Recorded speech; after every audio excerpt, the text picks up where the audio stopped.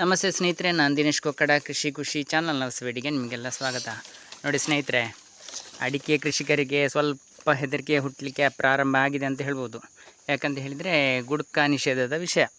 ಹೌದು ಸ್ನೇಹಿತರೆ, ಗುಡ್ಕಕ್ಕೆ ಮುಖ್ಯ ಉತ್ಪನ್ನ ನಮ್ಮ ಅಡಿಕೆನೇ ಅಲ್ವಾ. ಹಾಗಾಗಿ ಎಲ್ಲರೂ ಹೆದರಲೇಬೇಕು. ಯಾಕಂತ ಹೇಳಿದರೆ ಭವಿಷ್ಯದಲ್ಲಿ ಗುಡ್ಕ ನಿಷೇಧ ಆಗಿದೆ ಅಂತಲೇ ಹೇಳ್ತಾರೆ. ಇಲ್ಲದಿದ್ರೂ ಕೂಡ ಖಂಡಿತವಾಗಿಯೂ ಕೂಡ ಭವಿಷ್ಯದಲ್ಲಿ ಗುಡ್ಕ ನಿಷೇಧ ಆದರೆ ನಮ್ಮ ಅಡಿಕೆ ತೋಟಕ್ಕೆ ಅಥವಾ ಅಡಿಕೆ ಕೃಷಿಕರಿಗೆ ದೊಡ್ಡ ಮಟ್ಟದ ಒಂದು ಸಮಸ್ಯೆ ಖಂಡಿತ ಬಂದೇ ಬರ್ತದೆ.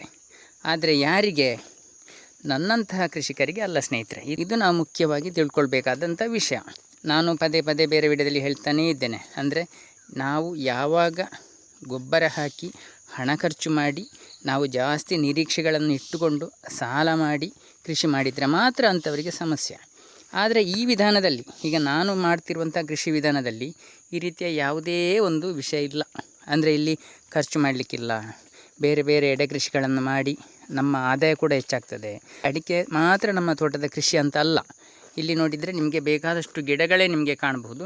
ಎಲ್ಲದರಲ್ಲೂ ಕೂಡ ಹಣ ಬರ್ತಾ ಇರ್ತದೆ. ಉದಾಹರಣೆಗೆ ಹೇಳೋದಾದರೆ, ನನಗೆ ಅಡಿಕೆಯ ಒಂದು ಗಿಡ ಇಲ್ಲಿದ್ದರೆ ಅದರ ಪಕ್ಕದಲ್ಲೇ ನೋಡಿ ಕೊಕ್ಕೋ ಗಿಡ ಇದೆ, ಅದರ ಪಕ್ಕದಲ್ಲೇ ನೋಡಿ ಬಾಳೆ ಗಿಡ ಇದೆ. ನೋಡಿ ಎಷ್ಟು ದೊಡ್ಡ ಗೊನೆ ಬಿಟ್ಟಿದೆ ಅಂತ. ಅಂದರೆ ಎಲ್ಲವೂ ಕೂಡ ನಮಗೆ ಹಣವನ್ನು ಮಾಡಿಕೊಡುವಂಥದ್ದೇ. ನೋಡಿ ಇಲ್ಲಿ ಈಗಷ್ಟೇ ಜಾಯಿಕಾಯಿ ಗಿಡ ನಾಟಿ ಮಾಡಿದ್ದೇನೆ. ಇಲ್ಲಿ ನೋಡಿ ಸಣ್ಣ ಗಿಡ. ಭವಿಷ್ಯದಲ್ಲಿ ಇದು ಕೂಡ ನನಗೆ ಅಡಿಕೆ ತೋಟದ ಒಳಗಡೆನೇ ಆದಾಯವನ್ನು ಮಾಡಿಕೊಡುವಂತಹ ಒಂದು ಗಿಡ. ಚಿಂತೆ ಮಾಡಬೇಕಾದ್ದು ಯಾರಂತ ಹೇಳಿದರೆ, ಕೇವಲ ಅಡಿಕೆಯನ್ನು ಮಾತ್ರ ನಂಬಿ ಕೂತವ್ರು ಅಂತ ಹೇಳ್ಬೋದು. ಅಡಿಕೆ ಕೃಷಿಯನ್ನು ಮಾತ್ರ ನಂಬಿ ಕೂತವ್ರು ಏನು ಮಾಡ್ತಾ ಇದ್ದಾರೆ ಅಂತ ಹೇಳಿದರೆ, ಯಾವುದೇ ಎಡೆ ಕೃಷಿ ಏನಿಲ್ಲ ಅವರ ತೋಟದಲ್ಲಿ. ಕೇವಲ ರಾಸಾಯನಿಕ ಗೊಬ್ಬರ ಅಥವಾ ಸಾವಯವ ಗೊಬ್ಬರ, ಈ ಗೊಬ್ಬರವನ್ನು ಹಾಕಿಯೇ ಅವರು ಕೃಷಿ ಮಾಡುವ ಒಂದು ಪದ್ಧತಿಯನ್ನು ಮಾಡಿಕೊಂಡು ಬಂದಿರುವುದರಿಂದ ಅವರಿಗೆ ಇಳುವರಿಯ ಪ್ರಮಾಣ ಕೂಡ ಕಮ್ಮಿ ಇರ್ತದೆ. ಅಷ್ಟೇ ಅಲ್ಲದೆ ಖರ್ಚು ವೆಚ್ಚಗಳು ಕೂಡ ಜಾಸ್ತಿ ಇರ್ತದೆ. ಅಷ್ಟೇ ಅಲ್ಲದೆ ಅದಕ್ಕೆ ಬೇಕಾಗಿ ಅವರು ತುಂಬ ಸಾಲಗಳನ್ನು ಅಥವಾ ಏನೇನೋ ಮಾಡಿಟ್ಟಿರ್ತಾರೆ. ಇಲ್ಲಿ ಅಡಿಕೆ ಹೋಗುವುದೇ 90% ಗುಡ್ಕಕ್ಕೆ ಸ್ನೇಹಿತರೆ. ಇದು ನೀವು ತಿಳ್ಕೊಳ್ಬೇಕಾದ್ದು. ಗುಡ್ಕ ಅಂತ ಹೇಳುವಂಥದ್ದು ಆರೋಗ್ಯಕ್ಕೆ ಹಾನಿ ಮಾಡಿಕೊಳ್ಳುವಂಥದ್ದೇ ಒಂದು ಉತ್ಪನ್ನ. ಇಂತಹ ಉತ್ಪನ್ನಕ್ಕೆ ನಮ್ಮ 90% ಅಡಿಕೆ ಹೋಗ್ತದೆ ಅಂತ ಆಗಿದ್ದರೆ ನೀವು ಯಾವಾಗಲೂ ಎಚ್ಚೆತ್ತುಕೊಳ್ಬೇಕು. ಯಾಕಂತ ಹೇಳಿದರೆ ಒಂದಲ್ಲ ಒಂದು ದಿನ ಅದು ಬ್ಯಾನ್ ಆಗಿಯೇ ಆಗುವಂಥದ್ದು. ನೋಡಿ ಎಷ್ಟು ಚೆನ್ನಾಗಿ ಕಾಫಿ ಬಂದಿದೆ ಅಂತ ನೋಡಿ. ನೋಡಿ, ನಾನಂತೂ ಕಾಫಿ ಬೆಳೆಗಾರ ಅಲ್ಲ, ಆದ್ರೂ ಇಷ್ಟು ಚೆನ್ನಾಗಿ ಕಾಫಿ ಬಂದಿದೆ ನೋಡಿ. ಇಲ್ಲಿ ನೋಡಿ, ಇದು ಯಾವಾಗಲಾದರೂ ನಿಷೇಧ ಆಗಲಿಕ್ಕೆ ಉಂಟಾ? ಕೊಕ್ಕೋ ಯಾವಾಗಲಾದರೂ ನಿಷೇಧ ಆಗಲಿಕ್ಕೆ ಉಂಟಾ? ಬಾಳೆ ಯಾವತ್ತಾದರೂ ನಿಷೇಧ ಆಗಲಿಕ್ಕೆ ಉಂಟಾ? ಇದೆಲ್ಲ ಎಲ್ಲಿ ಆಗುವಂಥದ್ದು? ನಮ್ಮ ಅಡಿಕೆ ತೋಟದ ಒಳಗಡೆನೇ ಬರುವಂಥದ್ದು. ಏಲಕ್ಕಿ ನಿಷೇಧ ಆಗಲಿಕ್ಕೆ ಉಂಟಾ? ಇದನ್ನು ನಾವು ತಿಳ್ಕೊಳ್ಬೇಕು ಸ್ನೇಹಿತರೆ. ಅಂದರೆ ಇಲ್ಲಿ ಒಂದು ಜಾಗದಲ್ಲಿ ತುಂಬ ಕೃಷಿ ಮಾಡಲಿಕ್ಕೆ ಅವಕಾಶ ಇರುವಾಗ ನಾವು ಅದನ್ನು ಮಾಡೋದನ್ನು ಬಿಟ್ಟು ಕೇವಲ ಅಡಿಕೆಯನ್ನು ಮಾತ್ರ ನಂಬಿದರೆ ಮಾತ್ರ ಅವರಿಗೆ ಲಾಸ್ ಅಂತ, ಅಥವಾ ಸೋಲು ಅಥವಾ ಚಿಂತೆ ಅಂತ. ನೋಡಿ ಎಷ್ಟು ಚೆನ್ನಾಗಿ ಹೂ ಬರ್ತಾ ಇದೆ ನೋಡಿ ಏಲಕ್ಕಿಯಲ್ಲಿ. ನೋಡಿ, ಇದರಿಂದ ನಮಗೆ ಒಂದೆರಡು ಲಾಭ ಅಲ್ಲ. ನಾನು ಹೆಚ್ಚಿನ ವಿಡಿಯೋದಲ್ಲಿ ಇದನ್ನೇ ಹೇಳ್ತಾ ಇರೋದು, ಹಾಗಾಗಿ ಇದರಲ್ಲೂ ಅದನ್ನೇ ಹೇಳ್ತಾ ಇರೋದು. ಅಂದರೆ ಲಾಭ ಅತಿ ಹೆಚ್ಚು ಏನಂತ ಹೇಳಿದರೆ, ನಮಗೆ ಜಾಸ್ತಿ ಆದಾಯ ನಮ್ಮ ಎಡೆ ಕೃಷಿಯಿಂದ ಬರ್ತಾ ಇರ್ತದೆ. ಜಾಯಿಕಾಯಿ, ಕೊಕ್ಕೋ, ಲವಂಗ ಏನೆಲ್ಲ ಆಗ್ತದೆ ಎಲ್ಲವನ್ನು ನಮ್ಮ ತೋಟದ ಒಳಗಡೆ ತುಂಬಿಸಿಬಿಟ್ರೆ, ತೋಟವನ್ನು ಭರ್ತಿ ಮಾಡಿಬಿಟ್ರೆ ನಮಗೆ ಹೆಚ್ಚುವರಿ ಲಾಭ ಏನಂತ ಹೇಳಿದರೆ, ನೋಡಿ ಈ ರೀತಿಯ ಅಡಿಕೆ ನೋಡಿ ಹೇಗಿದೆ ಅಡಿಕೆ ನೋಡಿ. ನೀವು ಇನ್ನು ಒಂದೆರಡು ಗಿಡ ತೋರಿಸೋದಂತಲ್ಲ ನೋಡಿ. ನೋಡಿ ಇದರಲ್ಲಿ ನೋಡಿ ಪಕ್ಕದ ಗಿಡ ನೋಡಿ. ಇನ್ನು ಕೇವಲ ಒಂದೆರಡು ಗಿಡವನ್ನೇ ತೋರಿಸುವುದಂತಲ್ಲ ನೋಡಿ. ಗಮನಿಸಿ, ಇಲ್ಲಿ ನೋಡಿ, ಇಲ್ಲಿ ಒಂದು ಗಿಡ ಸತ್ತು ಹೋಗಿದೆ ಸ್ನೇಹಿತರೆ. ಅದರ ಬದಿಗೆ ನಾನೊಂದು ಗಿಡವನ್ನು ಇಟ್ಟು ಬಿಟ್ಟಿದ್ದೇನೆ ನೋಡಿ. ಅದು ಕೂಡ ದೊಡ್ಡದಾಗ್ತಾ ಬಂತು. ನಾನು ಯಾವುದೇ ಕಾರಣಕ್ಕೂ ಅಡಿಕೆ ಗಿಡ ಯಾಕೆ ಸತ್ತಿದಂತ ನೋಡಲಿಕ್ಕೆ ಹೋಗೋದಿಲ್ಲ. ಯಾಕೆ ಅಂತ ಹೇಳಿದರೆ ಅದು ಅದರ ಸಹಜ ಗುಣ. ಸಾಯುವುದು ಅಂತ ಹೇಳೋದು ಪ್ರಕೃತಿಯಲ್ಲಿರುವ ಜೀವಿಗಳ ಸಹಜ ಗುಣ, ಅದು ಸಾಯುವುದು. ಇಲ್ಲಿ ನಾವು ಮಾಡುವ ಕೆಲಸ ಏನಂತ ಹೇಳಿದರೆ, ಅಡಿಕೆ ಮರದ ಬುಡದಲ್ಲಿ ಒಂದು ಸಣ್ಣ ಗಿಡವನ್ನು ಊರಿಬಿಟ್ಟದ್ದು. ಚಿಕ್ಕ ಗಿಡ ಇತ್ತು ನೋಡಿ ಎಷ್ಟು ದೊಡ್ಡದಾಗಿದೆ ಅಂತ. ಇಲ್ಲಿ ಮಣ್ಣಿನಲ್ಲಿ ಪೋಷಕಾಂಶವನ್ನು ಜಾಸ್ತಿ ಮಾಡಿಕೊಡುವುದು ಯಾವುದು? ನಮ್ಮ ಈ ಎಡೆ ಕೃಷಿಗಳು.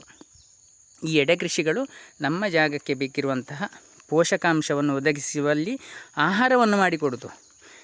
ಗೊಬ್ಬರವನ್ನು ಮಾಡಿಕೊಡೋದು ನಮ್ಮ ಮಣ್ಣಿನಲ್ಲಿರುವ ಜೀವಿಗಳು. ಈ ಜೀವಿಗಳಿಗೆ ಬೇಕಾದ ಊಟ ಈ ರೀತಿಯ ಕಳೆಗಳಲ್ಲಿರುವ ಎಲೆಗಳು, ಕಸಕಡ್ಡಿಗಳು, ಅದರಾಗಿ ಸತ್ತ ಭಾಗಗಳು, ಹೂವುಗಳು, ಒಣಗಿದ ಎಲೆಗಳು, ಕಾಯಿಗಳು ಎಲ್ಲ ನಮಗೆ ನಮ್ಮ ಜೀವಿಗಳಿಗೆ ಆಹಾರವನ್ನು ಮಾಡಿಕೊಡ್ತದೆ.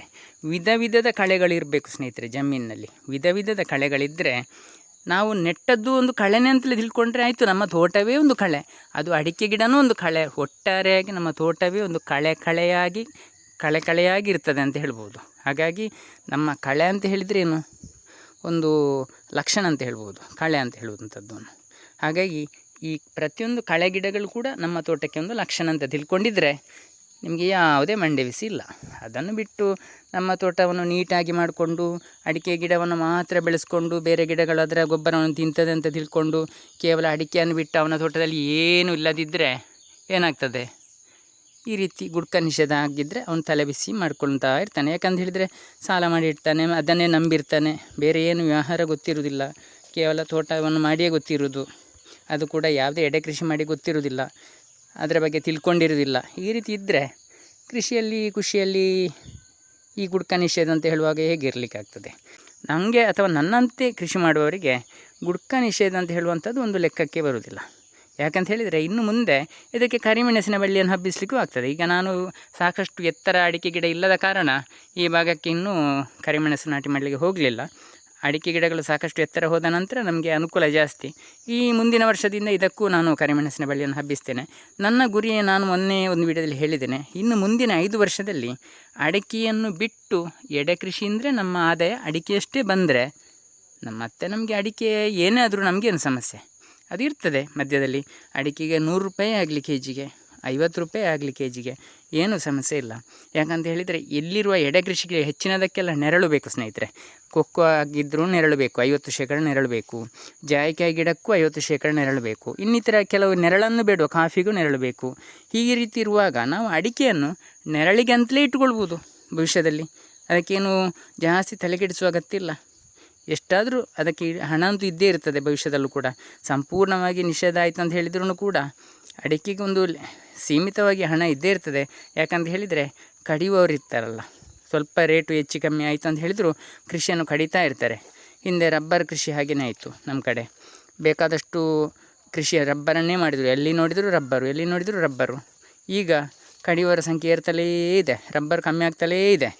ಆದರೆ ಈಗ ಯಾರು ರಬ್ಬರನ್ನು ಉಳಿಸಿಕೊಂಡಿದ್ದಾರೆ ಅವರಿಗೆ ಮುಂದಿನ ದಿನಗಳಲ್ಲಿ ಚಿನ್ನದ ಬೆಲೆ ಸಿಗುವ ಸಾಧ್ಯತೆ ಇರ್ತದೆ. ಅದೇ ರೀತಿ ಅಡಿಕೆ ರೇಟು ಬಿದ್ದಾಗ ಪುನಃ ಅಡಿಕೆ ಕಡಿಯುವವರು ಶುರುವಾಗ್ತಾರೆ ಸ್ನೇಹಿತರೆ. ಹಾಗಾಗಿ ಇವರಿಗೆ ಇದೇ ಕೆಲಸ ಇರ್ತದೆ, ಅದನ್ನು ಮಾಡಿದಾಗ ಇದನ್ನು ಕಡಿಯುವುದು, ಇದನ್ನು ಮಾಡಿದಾಗ ಅದನ್ನು ಕಡಿಯುವುದು. ಹಾಗಾಗಿ ನಾವು ಮಾಡಬೇಕಾದ ಏನಂತ ಹೇಳಿದರೆ ಅಡಿಕೆ ತೋಟದ ಒಳಗಡೆ ವಿವಿಧ ರೀತಿಯ ಎಡೆ ಕೃಷಿಗಳನ್ನು ಮಾಡಿ, ಅಡಿಕೆ ಕೂಡ ಅಂಥದ್ದೇ ಒಂದು ಎಡೆ ಕೃಷಿ ಅಂತಲೇ ತಿಳ್ಕೊಂಡ್ರೆ ಏನೂ ಸಮಸ್ಯೆ ಇಲ್ಲ. ಎಡೆ ಕೃಷಿಯಲ್ಲಿ ನೋಡಿ ಎಷ್ಟು ಚೆನ್ನಾಗಿ ಬಂದಿದೆ ಅಂತ ನೋಡಿ ಕಾಫಿ. ಹಾಗಾಗಿ ಕಾಫಿ ಕೂಡ ಒಳ್ಳೆಯ ಇಳುವರಿಯನ್ನು ಕೊಡುವಂಥ ಒಂದು ಗಿಡ ಅಡಿಕೆ ತೋಟದ ಒಳಗಡೆ. ಕಾಫಿಗೆ ಕೂಡ ಒಂದು ಒಳ್ಳೆಯ ಭವಿಷ್ಯ ಇದೆ. ಎಲ್ಲದಕ್ಕೂ ಕೃಷಿ ಅಂತ ಹೇಳಿದರೆ ಎಲ್ಲದಕ್ಕೂ ಭವಿಷ್ಯ ಅಂತ ಹೇಳಿ ಖಂಡಿತ ಇದೆ. ಆದರೆ ನಾವು ತಿಳ್ಕೊಳ್ಳುವ ರೀತಿಯನ್ನು ಬದಲಿಸಿದರೆ ಆಯಿತು. ಅಂದರೆ ನಾವು ಅಂದ್ಕೊಂಡದ್ದು ಏನಂತ ಹೇಳಿದರೆ ಒಂದೇ ಕೃಷಿಯನ್ನು ಮಾಡಿದರೆ ಅಥವಾ ಯಾವುದಕ್ಕೆ ರೇಟ್ ಇದೆ ಅದನ್ನೇ ನಾವು ಮಾಡಿದರೆ ಅದು ಒಂದಲ್ಲ ಒಂದು ದಿನ ಆ ರೇಟು ಬಿದ್ದೇ ಬೀಳ್ತದೆ. ಯಾಕಂತ ಹೇಳಿದರೆ ಎಲ್ರಿಗೂ ಒಂದೇ ಕೆಲಸ, ಯಾರು ಮಾಡಿದ್ದಾರೆ ಒಂದನ್ನು ಅದನ್ನೇ ಮಾಡೋದು. ವಿವಿಧ ರೀತಿಯ ಕೃಷಿಗಳನ್ನು ನಮ್ಮ ಅಡಿಕೆ ತೋಟದಲ್ಲಿ ಬೇರೆ ಬೇರೆ ರೀತಿಯ ಆದಾಯ ತರುವಂಥ ಗಿಡಗಳನ್ನು ನಾಟಿ ಮಾಡಿದರೆ ಮಣ್ಣಿಗೆ ಗೊಬ್ಬರನೂ ಆಗ್ತದೆ, ನಮಗೆ ಹಣವೂ ಆಗ್ತದೆ. ಹಾಗಾಗಿ ಸ್ನೇಹಿತರೆ, ಅಡಿಕೆ ಗುಡ್ಕ ನಿಷೇಧ ಅಂತ ಹೇಳಿ ಯಾರು ತಲೆಬೇಸಿ ಮಾಡುವಂಥ ಅಗತ್ಯ ಇರುವುದಿಲ್ಲ. ಇನ್ನು ಮುಂದಿನ 5 ವರ್ಷದಲ್ಲಿ ನಿಮಗೆ ಅಡಿಕೆಯನ್ನು ಬಿಟ್ಟು ಒಳಗಿನ ಎಡೆ ಕೃಷಿಯಲ್ಲಿ ಆದಾಯ ಬರುವಂಥ ವ್ಯವಸ್ಥೆಯನ್ನು ಮಾಡಿಕೊಂಡ್ರೆ ನೀವು ಯಾವುದೇ ಚಿಂತೆ ಮಾಡುವ ಅಗತ್ಯ ಇಲ್ಲ. ಈ ಕೃಷಿ ಮಾಹಿತಿ ನಿಮಗೆಲ್ಲ ಇಷ್ಟವಾಗಿದ್ದರೆ, ಸಬ್ಸ್ಕ್ರೈಬ್ ಮಾಡದೆ ನೋಡ್ತಿದ್ದರೆ ದಯವಿಟ್ಟು ಸಬ್ಸ್ಕ್ರೈಬ್ ಮಾಡಿ, ಹಾಗೆಯೇ ಬೇರೆಯವರಿಗೂ ಶೇರ್ ಮಾಡಿ, ಒಂದು ಲೈಕ್ ಕೊಡಿ ಸ್ನೇಹಿತರೆ. ಮುಂದಿನ ವಿಡಿಯೋದೊಂದಿಗೆ ಮತ್ತೆ ಸಿಗೋಣ. ಧನ್ಯವಾದಗಳು.